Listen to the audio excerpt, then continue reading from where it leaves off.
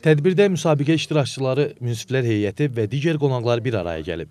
Təşkilatçılar müsabiqənin məqsədini diqqətə çatdıraraq gənc istedadların dəstəklənməsinin, milli mədəni irsə marağın artırılmasının önəmini vurğulayıblar. Bildirilib ki, bu cür layihələr həm yaradıcılığı təşviq edir, həm də Naxçıvanın zəngin mədəni irsini gələcək nəsillərə ötürür. Münsiflər heyəti çıxışında müsabiqəyə təqdim olunan ssenarilərin yüksək səviyyədə olduğunu, hər bir ssenarinin özünə məxsus yaradıcılıq yanaşması və milli motivləri əks etdirdiyini vurğulayıblar. Həmçinin qeyd olunub ki, qaliblərin seçilməsində orijinallıq, bədii dəyər və ekranlaşdırma potensialı əsas kriteriya olub. Münsiflər heyətinin qərarına əsasən Səyyar Məmmədov Yallının əfsanəsi, Ceyhun Zərbəliyev Zilli, Anar Şamil 7 sim ssenariləri ilə qalib seçiliblər. Qaliblər diplom və pul mükafatı ilə təltif olunublar.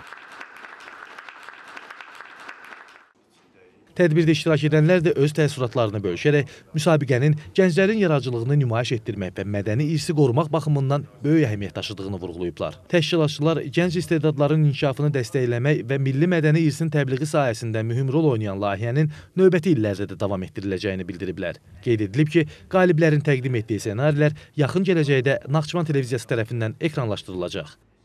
Bu müsabiqə təbii ki, çox gözəl təşəbbüsdür və mən buradan münsiflər heyəti olaraq əsasən qaliblərimizi təbrik edirəm və çox sevincli haldır ki, düşünən beyinlər, zəkaları var.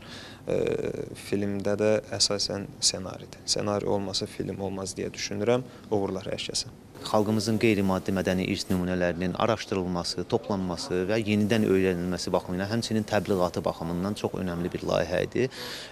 Çox sevindirici haldır ki, xüsusən gənclər arasında bu mövzuya bir qayıdış oldu, belə deyərdim, yenidən baxış oldu, yeni yanaşmalar gördük biz bu təqdim olunan ssenarilər içində. Çox xoşbəxtəm ki, belə bir müsabiqədə iştirak elədim və nəzərə alsaq ki, Azərbaycanda ümumiyyətlə ssenari müsabiqələri çox az keçirilir. Yəni, əgər bunu nəzərə alsaq, o zaman Naxçıvan Film Fondunun, Naxçıvan televiziyası ilə birlikdə həyata keçirdiyi bu layihənin nə qədər önəmli olduğu ortaya çıxır. Belə bir ssenarilər yəni gənclərə, xüsusilə yəni yeni başlayanlara böyük stimul verir və əlbəttə ki, yazılan ssenariyə film çəkilməsi mənim üçün böyük stimul olacaq ki, gələcəkdə də maraqlı işlər, yeni işlər ortaya qoyum. Şəhər yalısında mövcud olmuş bilirik. Şəhərdə belə hətta bəzi bunu simvolik olaraq da göstərirlər. 72 yanlı növ var.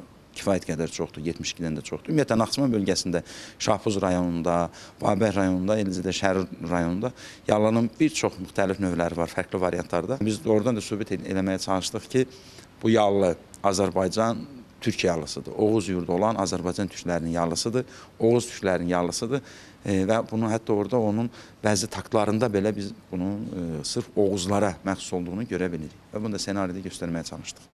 Samik Nuriyev, ATV Səyyad Məhəmməd Məmmədov, NTV Xəbər.